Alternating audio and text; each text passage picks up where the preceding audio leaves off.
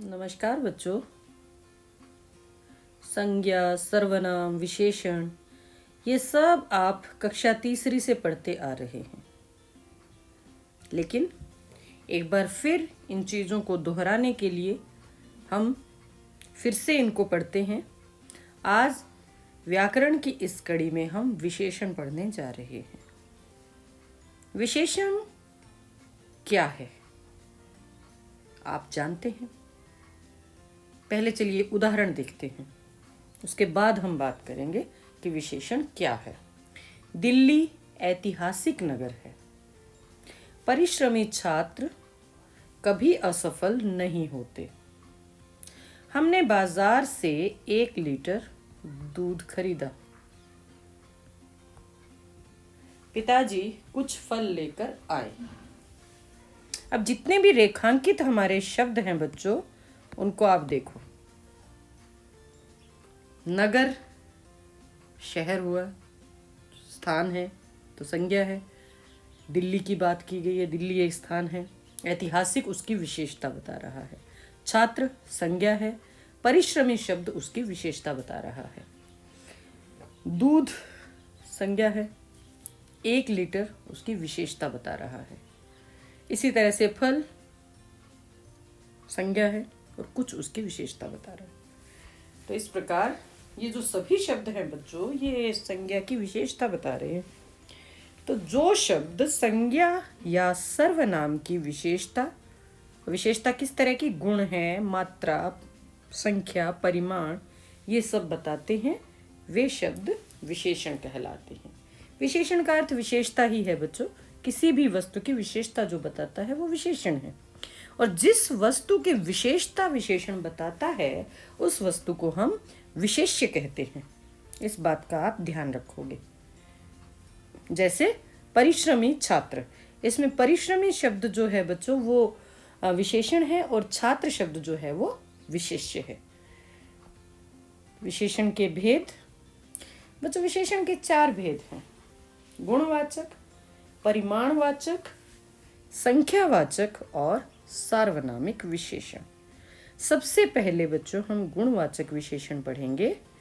गुणवाचक विशेषण वो विशेषण हैं जो संज्ञा या सर्वनाम के गुणों का बोध कराता है। कैसे?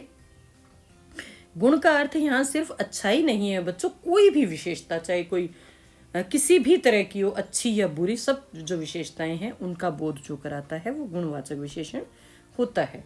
हम एक बार उदाहरण के तौर पे कुछ गुणवाचक विशेषण के उदाहरण देख लेते हैं। कुछ शब्द देखते हैं। गुण और दोष: ईमानदार, बुद्धिमान, चतुर, योग्य, अच्छा, बुरा, बेईमान, दुष्ट, क्रूर, आलसी, अयोग्य, पापी आदि। इसी तरह से अगर आकार की बात करें तो गोल, चौड़ा, लंबा, पतला, छोटा, मोटा, चौरस, वर्गाकार, आयताकार, तिकोना आदि। रूप रंग की बात अगर करें, सफेद, काला, पीला, सांवला, गोरा, मैला, चमकीला आदि।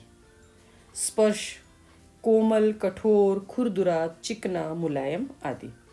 दशा की बात अगर करें, स्वस्थ, कमजोर, बीमार, दुर्बल, रोगी, बूढ़ा, जवान, युवा आदि। स्थान की अगर बात करें तो ग्रामीण, प्राचीन, भारतीय, शहरी, जापानी, पंजाबी आदि। स्वाद और गंध की अगर बात करें, मीठा, खट्टा, चटपटा, कड़वा, फीका, तीखा, सुगंधित, बदबूदार, गंधहीन आदि। और अगर दिशा की बात करें, पूर्वी, पश्चिमी, उत्तरी, दक्षिणी। तो बच्चों ये गुण हैं जो गुणवाचक विशेषण किसी भी संज्ञा के बताता है। इससे हमें थोड़ा अंदाजा हो गया है। अगला जो हमारा विशेषण है बच्चों वो है परिमाणवाचक विशेषण। सबसे पहले तो हमें परिमाण का अर्थ ही समझना है। परिमाण का अर्थ होता है बच्चों मात्रा या क्वांटिटी।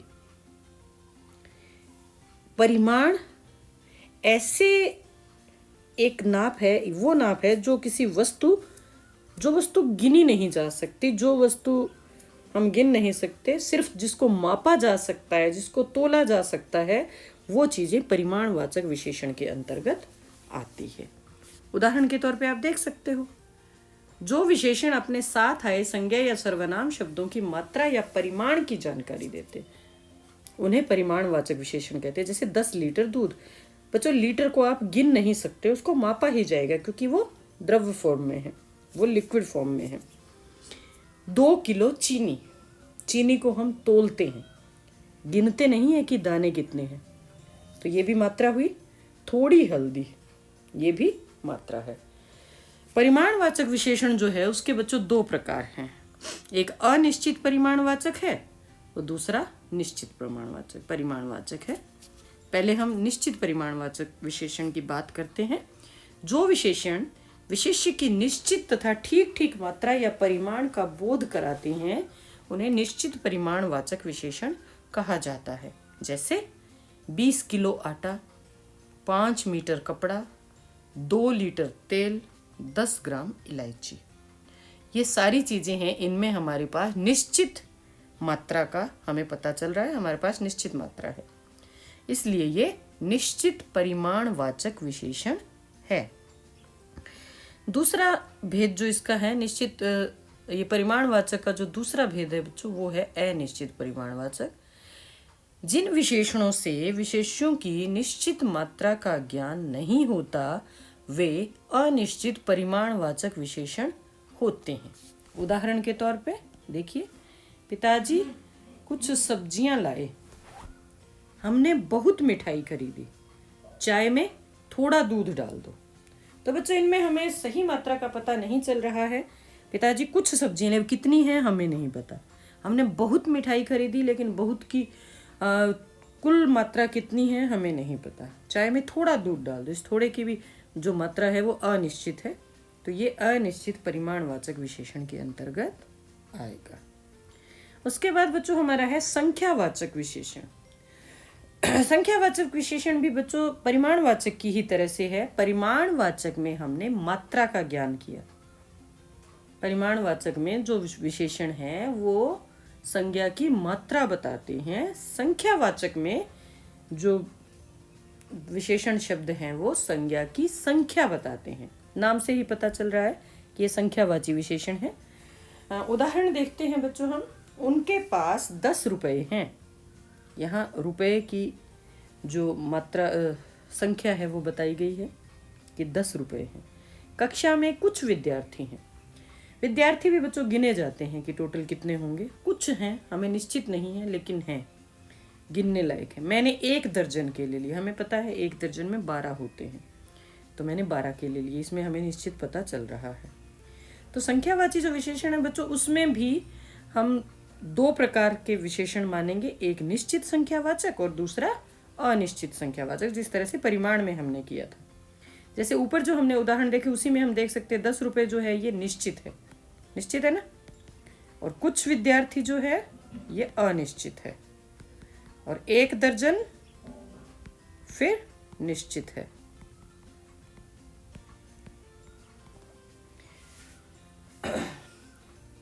तो अब हम इनके उदाहरण देखते हैं। पहले निश्चित संख्यावाचक के बारे में बात करते हैं बच्चों। जिन विशेषणों से विशेष्य की निश्चित संख्या का बोध होता है, विशेषण, जिन विशेषणों से विशेष्य की निश्चित संख्या का बोध होता है वो निश्चित संख्यावाची विशेषण होते हैं। जैसे 40 छात्रों ने ठीक उत्तर दिए, उसके पास 3 किताबें हैं। इनमें हमें निश्चित पता चल रहा है। अब है हमारा अनिश्चित संख्यावाचक विशेषण। जो विशेषण अपने विशेष्य की निश्चित संख्या का बोध नहीं कराते वो अनिश्चित संख्यावाचक विशेषण कहलाते हैं।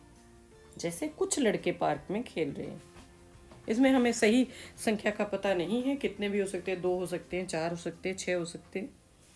मेरे पास कम रुपए हैं, अब कितने कम हैं हमें नहीं पता, तो ये दोनों अनिश्चित संख्यावाचक में आएंगे।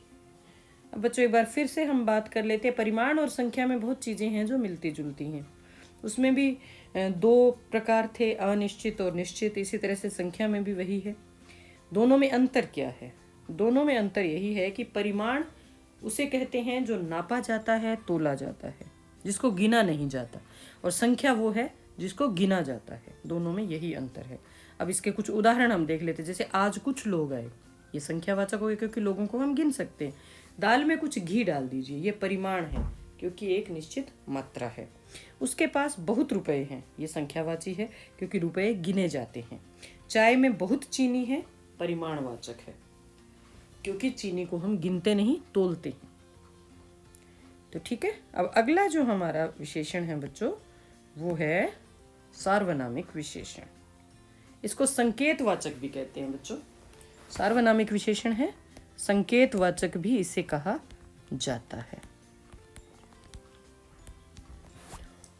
सर्वनाम शब्दों का प्रयोग संज्ञा के स्थान पे होता है, ये तो आप सबको पता है।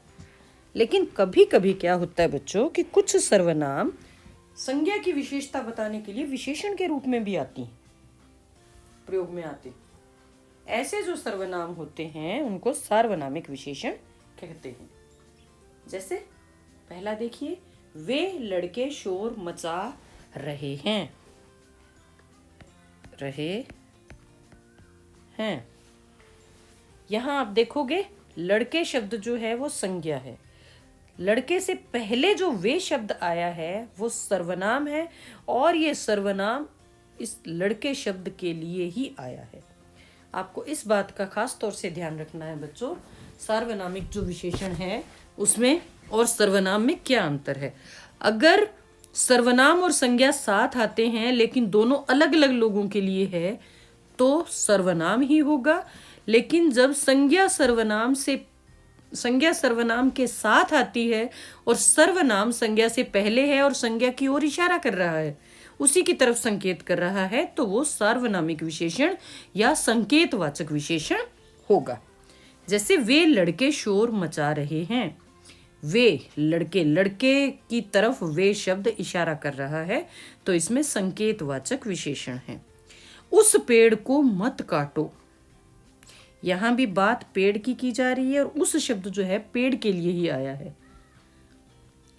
ये जो सर्वनाम है पेड़ की तरफ संकेत कर रहा है, इसलिए ये संकेतवाचक विशेषण या सार्वनामिक विशेषण है। इन पुस्तकों को अलमारी में रख दो, यहां भी आप अगर देखोगे बच्चों तो जो इन शब्द है वो पुस्तकों के लिए ही आया है, तो ये भी सार्वनामिक विशेषण है। यह किताब महंगी है, यहां भी जो यह शब्द है बच्चों ये किताब की तरफ ही इशारा कर रहा है, किताब के लिए आया है, तो ये भी सार्वनामिक विशेषण है। आप अच्छे से इस चीज को समझ लीजिए, सर्वनाम और सार्वनामिक विशेषण में किसी तरह का आपको संशय नहीं होना चाहिए, किसी प्रकार का कोई कंफ्यूजन नहीं होना चाहिए।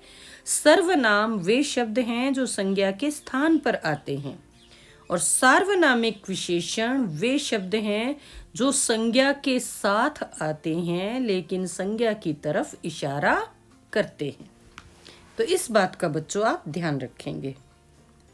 अब इसी कड़ी में बच्चों मैं आपको प्रविशेषण और बताती हूँ। आपने इनको छठी कक्षा में भी पढ़ा है, आपका जो पहला पाठ था वह चिड़िया जो, उसके पीछे आपने पढ़े हैं। मैं बता देती हूँ आपको फिर से।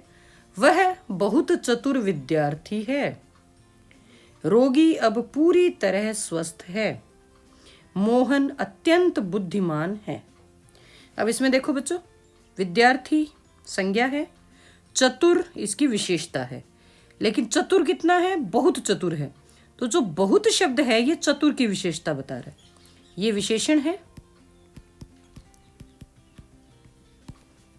ये संज्ञा है और ये भी विशेषण ही है। किसकी विशेषता बता रहा है? ये विशेषण की विशेषता बता रहा है। तो जो शब्द विशेषण की विशेषता बताता है उसे हम प्रविशेषण कहते हैं। दोनों तीनों उदाहरण हम देख लेते हैं। रोगी अब पूरी तरह स्वस्थ है, मोहन अत्यंत बुद्धिमान है, बुद्धिमान विशेषता है, अत्यंत बुद्धिमान की विशेषता है, तो यहाँ भी प्रविशेषण है। एक बार इसकी परिभाषा भी आप जान लीजिए। व्याकरण में ऐसे शब्द जो विशेषणों की भी विशेषता बताते हैं प्रविशेषण कहे जाते हैं। कुछ और उदाहरण बच्चों देख लेते हैं हम लोग। लगभग 20 आदमी बैठे हैं, 20 विशेषण है, कौन सा विशेषण? संख्यावाचक विशेषण। और लगभग ये विशेषण की विशेषता बता रहा है, पूरा पक्का नहीं है, लगभग 20 लोग हैं। तो इसमें जो लगभग शब्द है बच्चों ये प्रविशेषण का उदाहरण है। तुम्हारी बात थोड़ी ठीक है। तुम्हारी बात ठीक है, ठीक शब्द जो है वो विशेषण है, लेकिन कितनी ठीक है? थोड़ी ठीक है। तो थोड़ी जो है वो ठीक की विशेषता बता रहा है, तो यहाँ भी जो थोड़ी शब्द है बच्चों वो प्रविशेषण है। यह प्रश्न अत्यधिक कठिन है। प्रश्न कठिन है, कठिन प्रश्न की विशेषता और अत्यधिक कठिन की विशेषता। तो जो अत्यधिक शब्द है बच्चों ये भी प्रविशेषण है। तुम्हारी कमीज बहुत ज्यादा गंदी है। कमीज गंदी है। यहां बहुत और ज्यादा दोनों ही प्रविशेषण हैं गंदी के। तो बच्चों ये थे हमारे विशेषण। आप इनको अच्छी तरह से पढ़ेंगे। ये 6ठी से लेके 10वीं तक हर कक्षा में हमें पढ़ने होते हैं। हमारे पाठ्यक्रम में ये हैं, तो इनको आप अच्छी तरह से देखेंगे और समझेंगे। धन्यवाद।